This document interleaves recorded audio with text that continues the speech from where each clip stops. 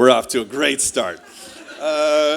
What's up? Briefcase. Yeah. What's up, everybody? I'm too excited. We got David Priemer's content. We got stoicism. We're going to talk sales coaching. These are all my favorite things in life. I have a very exciting life. All right, I'm Kyle. I'm the CRO at owner.com.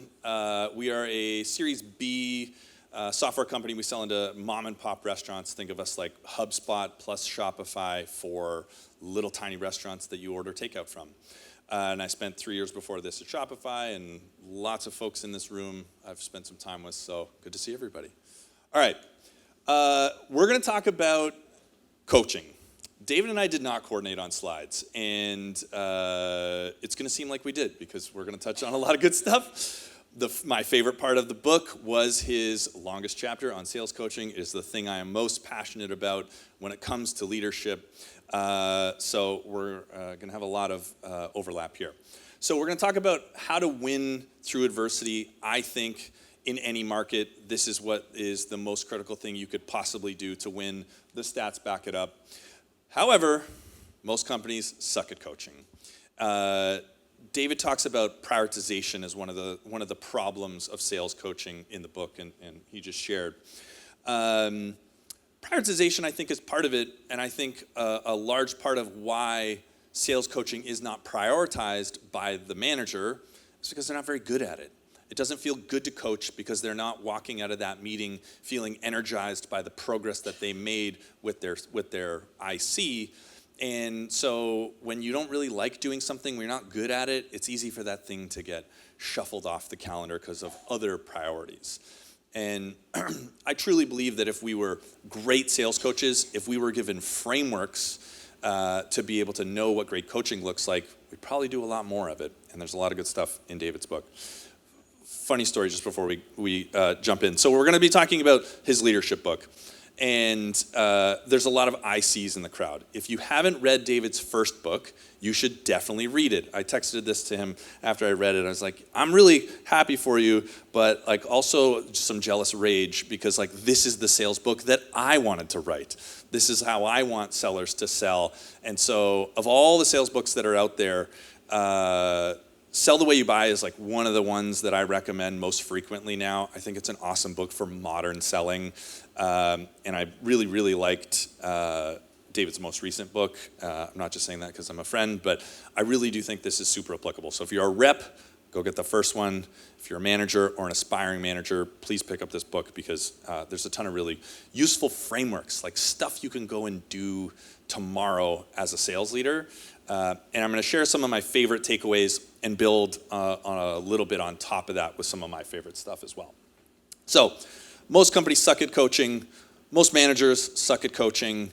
Nobody has been properly taught how to do it, so I'm going to share a little bit on how to do that better. So David already shared these stats on his slide, so this is the coordination I'm talking about. When you coach reps, they get better. They succeed. But most coaching is not super effective, and most reps don't think your coaching is awesome. There's a disconnect between how great we think we are as coaches and the experience from the reps. So we're going to talk a little bit about how to do that better. This is a big conundrum, and David breaks it down into 3 key problems and a bunch of really actionable takeaways. And I think it's a great way to frame this whole thing up. All right. For some reason, my colors are all weird now. But David cites 3 main issues. One is that we don't prioritize coaching. I think that's because managers are actually avoiding it. They're letting it slide off their calendars, if you're asking me. There's not great frameworks to use. This is a lack of enablement. Enablement, I would argue, is probably 90% focused on the rep and 10% focused on the manager. I think 60% manager, 40% rep would leave a lot of companies in a much better place. So frameworks are significantly lacking for managers to be really effective, and there's some good ones, especially diagnostics in the book. And I'm going to focus on number 3 here, is managers tend to tell. We get into a coaching meeting, and we look at a deal, your rep presents a problem, and then you talk at your rep for 25 minutes. And that's not coaching, if you look at the definition. And so I'm going to talk to you about what I believe is real coaching. which is not telling, it's not deal inspection, it's not forecasting, it's not what do you got on the calendar. None of those things qualify as coaching. And I don't believe that coaching can happen in that meeting. You should have your one-on-ones as managers, and then you should have separate time, and you never mix the two.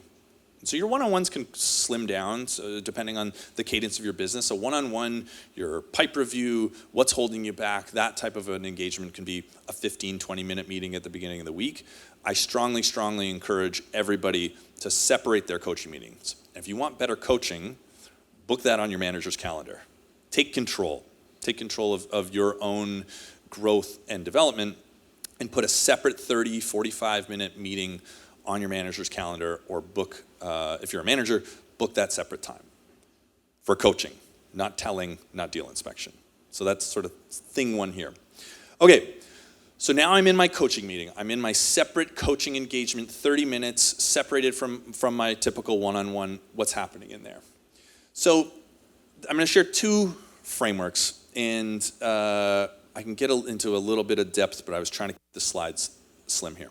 So in my mind, great coaching has to be questions-based. We're going to talk about two different principles. Principle one is great coaching has to be questions-based. And so, Nicole, do you remember the first book that I recommended to you when you were becoming a manager shortly?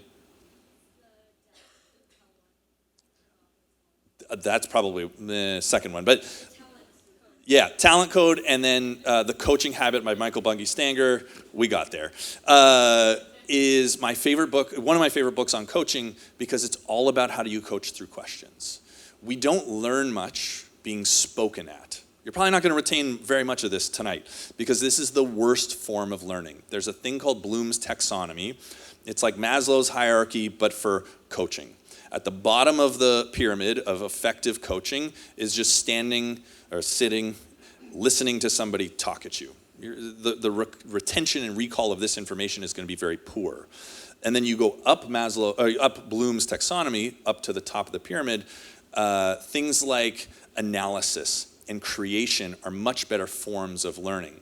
So if you put your learner in a situation where they have to inspect something of their own, that's going to be a much more effective engagement. And there's a bunch of principles of neuroscience that go behind this. The error feedback loop is a really big thing. Learning relevance is another thing. So you want to coach with questions. And so an example of this, I'll lay out how this is going to happen in a coaching example. So I get in there and I want to audit discovery. David talked about his favorite part of the first book, discovery, so let's go there. I'm going to play a discovery clip. So I'm playing the clip for the rep. I know where I want the rep to go because I've listened to the clip, I've done my own diagnostic, and I know what the biggest problem is that this rep has, but I'm trying to lead them to that outcome. So I'm going to play the clip. Paul, what do you think you did well here? What do you think you didn't do too well here? What do you think is the number one problem with the discovery that you ran in this situation? And the rep will say one thing and another, and they're going to struggle, and you're going to want to bail them out, and because it's sort of uncomfortable, and it's going to feel like, oh, this person's really struggling to get to the answer. I want to give it to them. The struggle is good. Going back to Stoic principles, the struggle is where the learning happens. The struggle is where I build neural circuitry, where I'm building neuroplasticity, and so I'm going to just give the sales rep the most small breadcrumb to help them get to the piece of that call where their biggest problem was, while letting them basically, or hopefully they get there on their own. So through questions, I can lead the sales rep to the area of that call that's the biggest opportunity. See, you heard the business problem, our X platform doesn't connect to Y, but I didn't get down to a personal pressure. Like, why does that hurt for you as the director of IT, VP of marketing? How do I make this problem feel personal so that it can be prioritized? Going back to David's session.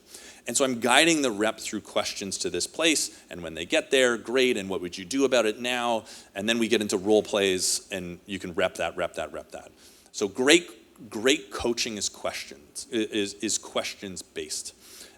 We record a lot of our coaching conversations with Gong so that I can pull some of these diagnostics, and we're a transparent selling organization, so I'm cool with all the Gong transcripts floating around. But this is a great way to just pull talk-listen ratio. The same way as a seller, you want the buyer talking a lot, the manager should only be talking 30 to 40% of the time. So really easy tip for you to implement to be better at coaching. And then what I do as a leader is I then listen to these coaching conversations with my managers and give them feedback on that. So great coaching is questions based, and I'm letting the rep get to the right answer and struggling to do it. That's where learning happens. Okay. Could have used this slide there. Start really wide, go narrow, use breadcrumbs, let them get to the answer, don't bail them out. There you go. What other slides do I have in this deck? Okay, thing number 2, great coaching is focused. So I like to use a golf example here. If I'm a golf coach and I show up and Nicole is my student and I say, okay, Nicole, we're gonna do 10 putts, 10 chips, 10 pitches, 10 9-irons, 10 drivers, and we're gonna call it a day. How much better is Nicole gonna get at golf in that session? Not better at literally at all. There's not enough repetition happening, and repetition is where we form that neural circuitry. Repetition is the heart of neuroplasticity, the heart of the myelination process that Nicole was talking about when I asked about the other book. So we want to be massively focused. So I take discovery. I never ever want to listen to a full call. I don't like saying never. Almost never listen to a full sales call. I'm going to narrow in on one thing. So we're just going to look at discovery, if that's what your diagnostic, and David's got great diagnostic frameworks in the book. Your diagnostic says your discovery is not very good, so let's go into discovery and find the one thing. And we're only going to do one thing in our time together, and I'm leading him there with questions or her there with questions, and I'm going to spend an entire coaching conversation just on this single topic. So I lead with questions, we get to the thing, we've identified in the first 10 or 15 minutes what that opportunity is, because now they are analyzing themselves, one of the good parts of Bloom's taxonomy. And then I'm going to get into reps. And I was going to put in a slide on how to do this, but didn't have time. I got LinkedIn content on it you can find. You're going to be really tempted, because you're super eager, awesome managers who love sales, to coach on 10 things. Don't do it. That's the worst thing you could possibly do. So I'm going to take that one thing. I'm going to lead the rep there. And then I'm going to do rep after rep after rep. And I'm going to, for us, I take the clip of that call. So we listen to that clip of the buyer saying whatever the buyer said, and then I pause. Okay, now go for it, Paul. You heard you do it the wrong way. We've talked about what the right way is. Now go for it. And then I let Paul do it, and then I jump in and pretend to be the buyer, and then we go maybe another 1 or 2 back and forth, and then I stop. And then I go back to the beginning again. And I'm gonna go through that same jumping off point over and over and over in that coaching conversation to give hopefully 10 plus reps at executing that exact same skill until they are awesome at it. And that is focus. And so what I'm doing as the manager is I'm slowly dialing up the progressive resistance each and every single time. So the first time the rep does it, we play the clip, you go as the rep, and then the feedback I give to you as the mock buyer now is pretty easy. You get it right, we do it again, a little bit harder, do it again. Now I'm doing a harder variant of that thing, and I'm just gonna be mixing up those inputs, mixing up the pattern, but we're doing the same topic over and over and over again, so that in that 15-minute, I call them isolation drills, in that 15-minute isolation drill assignment, we've done many, many reps of that thing, and they've actually built a new skill, so that when they're ready to do that on the playing field, I'm good. I've shot my 100 shots. I feel like I'm ready to execute. I can do that on a call. If you give somebody feedback on 10 different things, you talk at them for 25 minutes, and you're like, go do that on demos now. You're never going to make any progress, and this is why most sales reps don't think they're getting coached, because that's not coaching. This is coaching. Questions, focus, reps, isolation drills. I've Probably been going on for more than 5 minutes. So let's wrap up. Go buy David's books. I already plugged them at the top. I'm going to plug them again. I do really like them. And I'm hiring for a whole bunch of roles. So if you're a top 5% performer and you want to work really hard but sell an awesome product and get a shitload of coaching, I would put our volume of coaching against anybody in this room. I'll throw that out there. Come hit me up. Thanks, everybody. Awesome. Any questions, just quickly? Okay, yeah, 1 second. I'll just run this to you. Great. Kyle, thanks for that talk. That repetitive isolation drill can get a little bit grinding. How often are you doing that isolation drill? Like, let's say how many times in a month, let's say, are you doing it? Every week. Yeah. Oh yeah. Cool. This is the core learning experience in my sales teams. Because how else do you get better at that thing if you don't do it? So you have to, like, just giving somebody the advice, oh, instead of this question, it's that question. All right, go do that. I get into the line of fire on actual sales calls. Everything goes out the window because you're thinking about 1,000 things. Like, that repetition is what you need. And to make it not boring, it's progressive resistance. And I make it harder and harder until it's basically as hard as a prospect could make it. And then if they're like acing it, I'm like, okay, every time. And then we move on. If that's 5 minutes, 7 minutes, 15 minutes, we'll just keep going until they've baked that skill. Then they do that skill. Then there's an expert feedback step. So you go do it now. Send me one call where you execute this live, and then I can give feedback and tweak a little bit. That's the reinforcement. It's called expert feedback loop. Then if they're successfully doing it, then the next week we move on. Or if you're still sort of struggling and you like, it was okay, but you like, it was a little scruffy, we'll do that same thing again. Repetitions, isolation drills for that same topic. Awesome, thank you. One more, okay.